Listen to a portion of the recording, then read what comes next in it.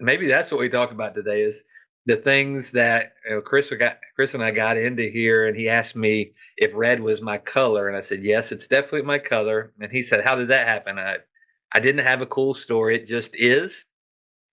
But the things in our life that we can either become attracted to or um, repelled from because of just things that occur over time. Think about that. Like uh, I talk with entrepreneurs that they've they've sought after entrepreneurship because of hurt in the workforce, things they've seen that have been done bad, and they said, "I don't want any part of that." I see that as in the same way in the church. There's a lot of people, including myself, unknowingly. How did I end up who I am today and what I've come through was I ran away from church because I saw what church did. At that time, I didn't put my finger on that and make that connection. But looking back, it was probably some 10 to 12 years when I finally made that realization in my life was I was running from something. And y'all have heard me talk about who we are, what's been done to us, for us, and by us, and how so many times who we are isn't really who we are. It's just who we don't want to be. Like we develop into this person because we don't want to be our parents. We don't want to be that boss that was before us. We don't want to be that leader who is over us. So we never really develop into who we are. We just constantly run away from broken images of things. And it happens. So people have like this idea, especially when you become something good, you become a good version. People see that, like, man, Chris, the things you're doing, and why do you do them? And you're like, well, I just got here. Like, I didn't want to do that anymore. So I started doing this, or I ran away. I was not going to be that type of leader. So I became this way. And I think so many times God will get us to that place. But then that's not the finale of who you are. That's merely just tiptoeing in the water, if you will. He got you there. Now he wants to develop you into who you are, not what you've become, if that makes sense.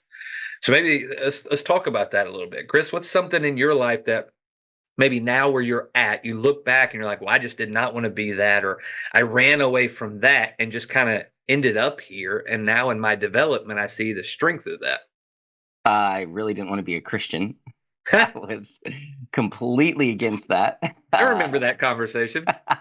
It's crazy. I was building up a company that was actually going against Christianity. I used to teach people that Christianity was just all about control, that the Bible's not real, and that Jesus was Buddhist.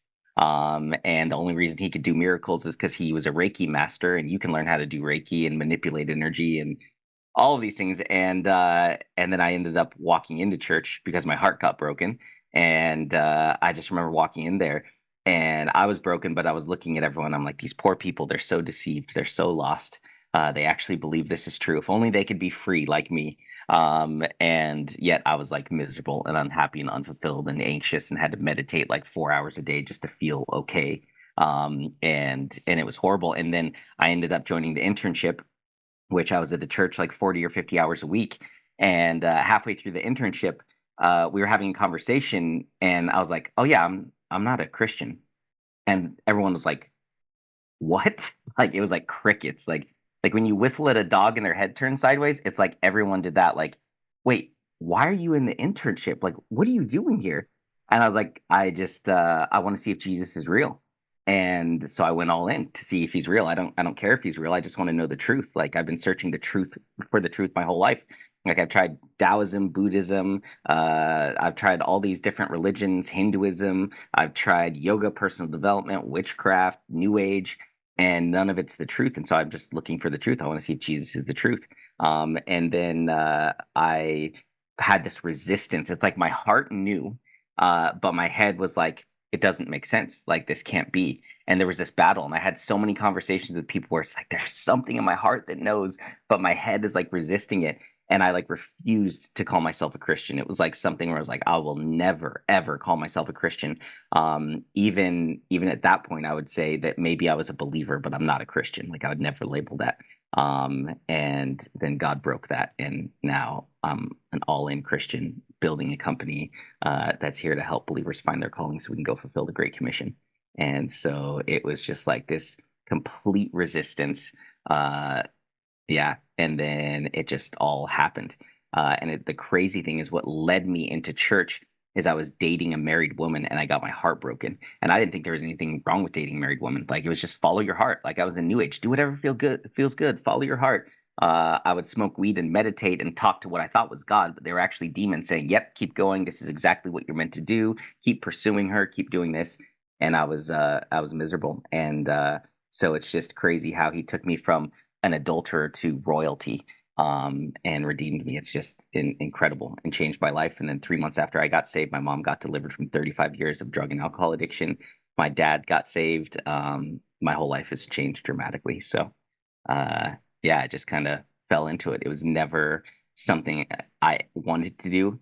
And it was like Christianity was my enemy, and Jesus in the Bible was my enemy. And now I have a company called Warriors of God. So, which is just mind blowing to me.